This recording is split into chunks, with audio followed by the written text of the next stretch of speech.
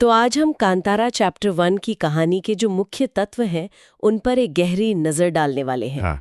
हमारे पास कुछ बहुत ही दिलचस्प नोट्स हैं और इन्हें पढ़कर एक बात तो साफ हो जाती है। क्या? ये कहानी सिर्फ एक्शन या रहस्य की नहीं है, ये विरासत के बोझ की कहानी है। विरासत का बोझ।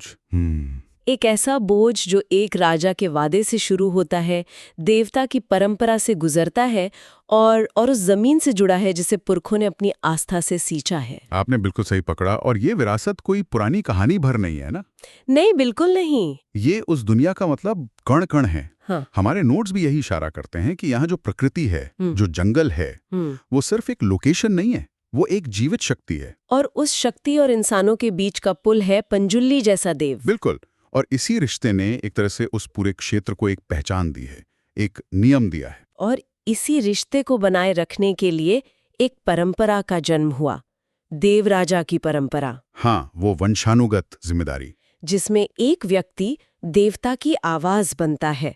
ये सिर्फ कोई पूजा नहीं है, ये तो उस समुदाय के लिए न्याय और रक्षा का एक जीता जागता सिस्टम है। लेकिन ये जिम्मेदारी एक बहुत बड़ा बोझ भी है। हाँ। और उस बोझ का सबसे शक्तिशाली प्रदर्शन है भूता कोला का अनुष्ठान। अच्छा। ये सिर्फ एक डांस या कोई रस्म नहीं है, ये कहानी का दिल है। नोट्स में साफ लिखा है कि इस अनुष्ठान के जरिए वो जो इंसान और देवता के बीच की रेखा है ना, हाँ, वो धुंधली पड़ जाती है। वो जो कलाकार है वो सिर्फ अभिनय नहीं कर रहा, बल्कि वो एक माध्यम बन जाता है, एक वेसल जिसमें देव खुद उतरते हैं। हाँ बिल्कुल।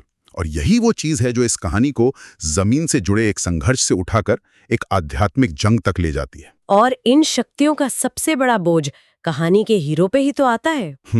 हमारे नोट्स के मुताबिक वो इस परंपरा से भागना चाहता है।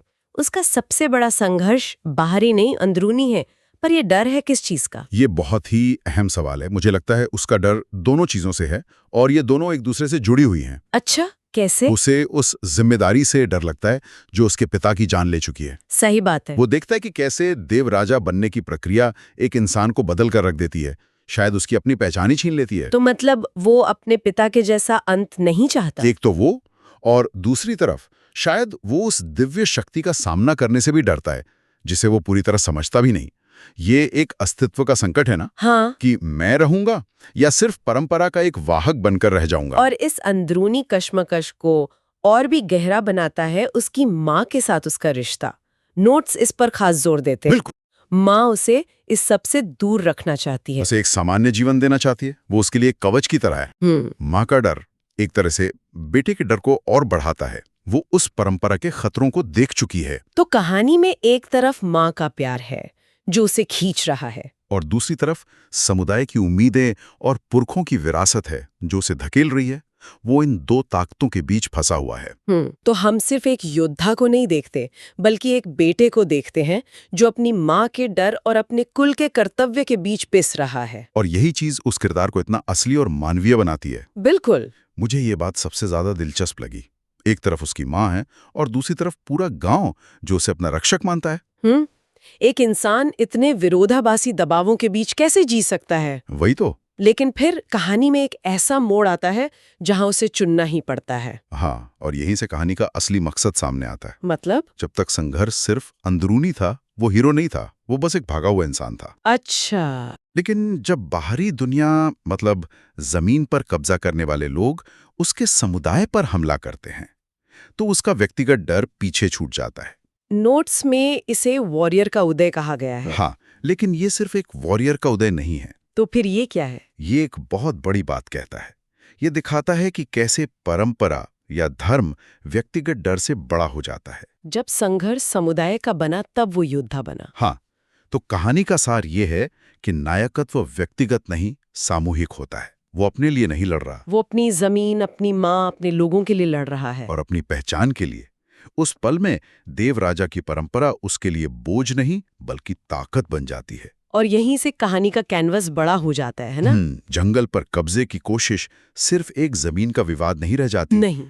जैसा कि नोट्स में बताया गया है, उन स्थानीय लोगों के लिए वो जंगल उनका भगवान है, उनका इतिहास है, उनकी पहचान है। हाँ, जंगल छिन गया तो वो खुद को खो देंगे। हाँ। और यही संकल्प कहानी की असली ताकत बन जाता है। इस संघर्ष में एक और परत तब जुड़ती है जब विलन सामने आता है। हाँ, ये बहुत दिलचस्प है। नोट्स की सबसे चौंकाने वाली बात यह है कि विलन कोई बाहरी अजनबी नहीं है। वो कोई ऐसा है जो उन्हीं परंपराओं और जंगल की शक्तियों को जानता है, लेकिन उनका इस्तेमाल अपने स्वार्थ के लिए करना चाहता है। बिल्कुल। तो इसका मतलब ये हुआ कि विलेन बाहर से नहीं आया, वो सिस्टम के अंदर से ही पैदा हुआ है। हाँ, ये तो क्लासिक भस्मासुर वाली बात हो गई। बिल्कुल। और ये लड़ाई को ज्यादा खतरनाक और जटिल बना देता है। कैसे? जब आपका दुश्मन वही हथियार इस्तेमाल करे जिसे आप पवित्र मानते हैं, तो आप लड़ते कैसे हैं? सही बात है। अब ये सिर्फ जमीन की लड़ाई नहीं रह जाती, ये आस्था की लड़ाई बन जाती है कि उस शक्ति का असली हकदार कौन है और उसका सही इस्तेमाल क्या है। विलन उसी शक्ति की नकल कर रहा है जिसकी हीरो रक्षा कर रहा है, लेकिन उसका मकसद बिल्कुल उल्टा है। जब मैंने ये पढ़ा कि विलेन भी उसी शक्ति का इस्तेमाल कर रहा है, तो मुझे लगा कि असली लड़ाई तो अब शुरू हुई है। ये अच्छाई बनाम बुराई नहीं, बल्कि आस्था बनाम स्वार्थ है। हाँ, और नोट्स कहते हैं कि इस विलेन का सामने आना कहानी का एक हाई पॉइंट है। इसका मतलब है कि अब हीरो को ना सिर्फ बाहरी ताकतों से लड़ना है, बल्कि अपनी ही परंपरा के एक भ्रष्ट रूप से भी निपटना है। सही कहा। अब ये लड़ाई सिर्फ जमीन बचाने की नहीं रह जाती। तो क्या बन जाती है? ये अपनी संस्कृति की आत्मा को बचाने की लड़ाई बन जाती है। जब विलन भी उन्हीं शक्तियों को जानता हो जिन्हें हीरो जानता है, तो लड़ाई ज्यादा अप्रत्याशित हो जाती है। हाँ, आप एक ऐसी ताकत से कैसे लड़ेंगे जो आपके ही घर के भेदों को जानती हो? और सोचिए, ये कितना बड़ा बोझ होगा उसे एक इंसान पर। तो ये सब कुछ एक बड़े टकराव की ओर इशारा कर रहा है। हाँ। नोट्स का जो आखिरी हिस्सा है वो कहता है कि चैप्टर 1 का अंत एक बहुत बड़े ट्विस्ट के साथ होता है। ऐसा लगता है कि जो कुछ भी हमने अब तक देखा वो तो बस एक भूमिका थी। हाँ, वो अंत दर्शकों को ये बताने के लिए कि असली जंग तो अब शुरू हुई है। मतलब ये सीधे तौर पर कांतारा के अगले चैप्टर के लिए जमीन तैयार करता है। बिल्कुल। ये हमें सोचने पर मजबूर कर देता है कि जिस विलन को हमने देखा, क्या वो सच में मुख्य दुश्मन है, या वो भी किसी बड़ी साजिश का एक मोहरा मात्र है। सही। आगे की लड़ाई कितनी बड़ी और मुश्किल होने वाली है, कौन से नए रहस्य सामने आएंगे।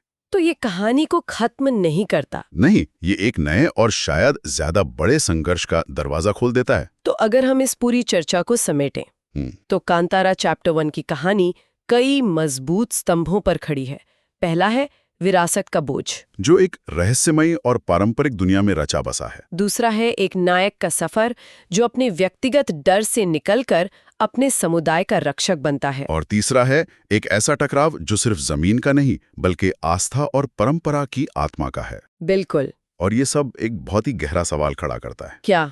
जब किसी व्यक्ति की पहचान उसकी परंपरा और उसकी जमीन से इतनी गहराई से जुड़ी हो, तो क्या वो अपनी व्यक्तिगत इच्छाओं और समुदाय के प्रति अपने कर्तव्य के बीच कभी संतुलन बना सकता है?